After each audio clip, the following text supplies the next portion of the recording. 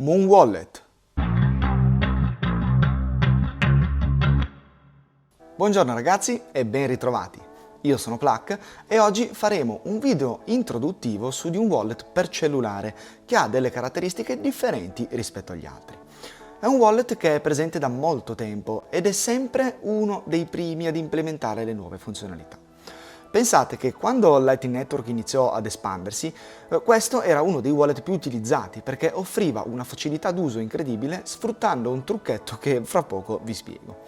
È un wallet open source e non custodial, quindi ha tutte le carte in regola per essere un buon wallet.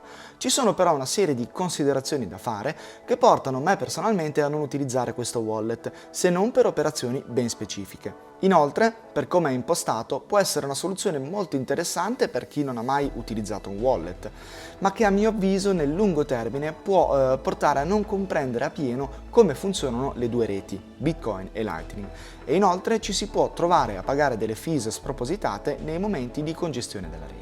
Questi sono i motivi che mi hanno spinto a non fare un vero e proprio tutorial su Moon Wallet, il wallet che vedremo, ma una semplice panoramica generale per andare ad esaminare solamente le cose che ci interessano. Ma tranquilli che ora vediamo tutto.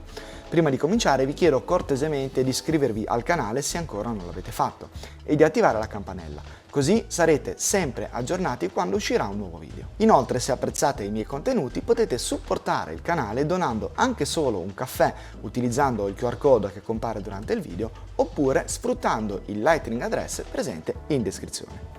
Io vi ringrazio di cuore e ora andiamo avanti. Partiamo dal suo punto forte, ovvero la semplicità di utilizzo.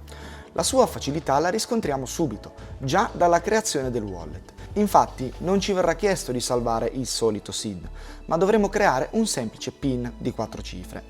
Una volta fatto questo, il wallet sarà subito operativo. Dovremo però fare il backup del nostro wallet e questo richiederà diversi passaggi. È più facile da fare che da spiegare, perché a voi verrà richiesta una mail e dovrete salvare 2 documenti, ok? Quindi molto semplice come cosa, ma in realtà quello che succede sotto il cofano è che voi state creando un wallet multisignature 2 di 2, dove una parte siete voi e l'altra è il wallet. Quando andrete a effettuare una transazione, questa avrà sempre bisogno di 2 firme, la vostra e quella del wallet. Viene però considerato non custodial perché con i documenti che voi salverete avrete sempre la possibilità di recuperare la seconda chiave e quindi di prendere i vostri fondi. Andiamo avanti e quello che ci troveremo di fronte sarà una semplice interfaccia con il saldo e 2 pulsanti, invia e ricevi. Non abbiamo la divisione fra on-chain e Lightning, ma vediamo tutto in un unico posto.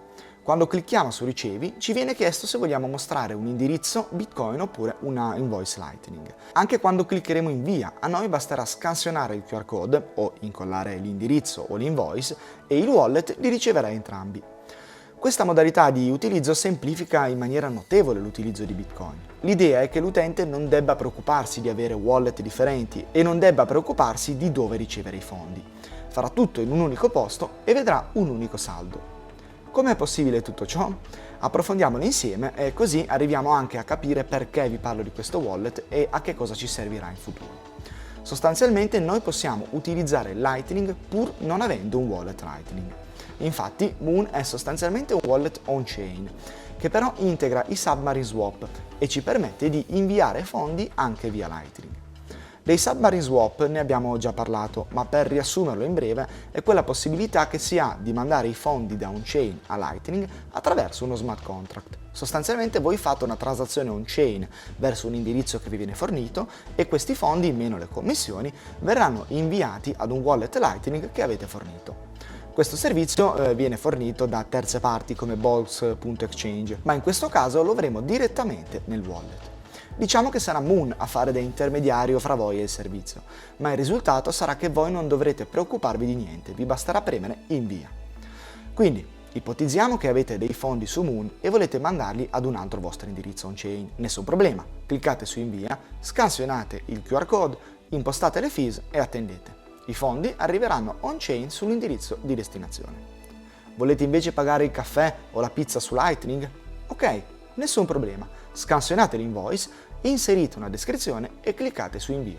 I fondi arriveranno sul wallet Lightning della controparte. Tutto veramente molto bello e soprattutto molto semplice. Se uno non ha dimestichezza con i vari layer, Moon sicuramente vi viene incontro semplificandovi la vita e levandovi il problema di avere fondi suddivisi su Lightning e on-chain, per esempio. Avrete tutto in un unico posto e potrete usarlo ovunque. I più attenti di voi avranno notato una cosa molto interessante, ovvero la possibilità di fare gli swap in maniera molto semplice e senza la necessità di utilizzare noi in prima persona altri servizi. Questo è molto utile perché ci facilita la vita in certe situazioni e ci permette di risparmiare sui costi degli swap, oltre che raggiungere un livello di privacy in più. Il tema dei costi lo vedremo fra poco perché è un argomento molto opaco su questo wallet, ma prima vorrei farvi un esempio pratico dell'utilità di questo wallet in determinate situazioni. La prima cosa che mi viene in mente è quella dell'acquisto di Bitcoin. La persona comune che acquista i suoi 50 o 100 euro al mese di Bitcoin ad oggi sa che non è conveniente fare dei trasferimenti di quelle cifre on-chain. Cosa può fare allora? Può acquistare Bitcoin su Lightning e mandarli su Moon. Poi, quando avrà raggiunto la cifra che ritiene opportuna, ipotizziamo, che ne so, ogni 6 mesi, ogni anno, dovrà semplicemente scansionare il QR code del suo wallet on-chain, magari quello del suo hardware wallet, e premere invio. I fondi passeranno magicamente da Lightning a on-chain sul suo wallet direttamente. Questo è solo uno dei tanti esempi che si possono fare, ma era giusto per rendere concreto tutto quello che abbiamo detto finora. Passando al tema dei costi, la faccenda si complica un po'. Per quanto riguarda i trasferimenti on-chain, non abbiamo nessun tipo di problema perché le fees le scegliamo noi, ok? La faccenda si fa leggermente grigia, diciamo, quando invece andiamo ad utilizzare Lightning, perché queste transazioni, per il modo in cui vengono fatte, ovvero utilizzando i submarine swap, hanno delle fees imprevedibili. Il submarine swap infatti prevede una transazione on-chain, che teoricamente dovreste pagare voi, ma non è ben chiaro, o almeno per me non lo è, non è ben chiaro come vengano calcolate e quando vengono applicate soprattutto le fees.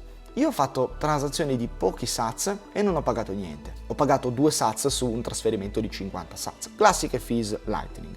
Poi ho fatto anche dei trasferimenti più corposi e ho pagato fees che erano comunque in linea, anzi più basse addirittura, degli altri wallet come Phoenix o Breeze. Mi è capitato però di leggere di persone che si sono trovate fees assurde per pagamenti piccoli. Il problema è che non è specificato da nessuna parte quali siano i costi.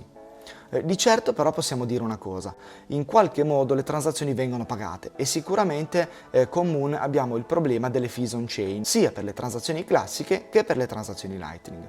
Questo come sempre a causa dei submarine swap. Ma nel caso di un trasferimento on-chain noi ne siamo al corrente e possiamo comunque scegliere quante fees pagare, mentre per le transazioni Lightning no, e questo è un problema. Se usiamo questo wallet per fare transazioni Lightning quotidiane, dobbiamo sempre stare attenti alle fees on-chain, perché se queste si alzano tanto, allora con Moon avremo una ricaduta anche sul costo della transazione Lightning. È per questo motivo che dico che non so se lo consiglierei ad uno alle prime armi che vuole usare Lightning. Ed è per questo motivo che io lo utilizzo solamente per operazioni specifiche. L'esempio che abbiamo fatto sopra, quello di accumulare i sats, è un'operazione specifica. Sarò poi io a decidere quando inviarmi i fondi on-chain e lo farò in un periodo in cui le fees saranno basse. In conclusione, credo che abbiate capito perché non ho fatto un tutorial specifico, perché credo che Moon sia un wallet molto semplice e che possa essere utile a chi ha le prime armi, ma allo stesso tempo non saprei se consigliarlo oppure no, perché se non si sta attenti si rischia di pagare molto salate le transazioni, o addirittura può capitare che Moon sospenda il servizio Lightning proprio a causa delle fees on-chain elevate.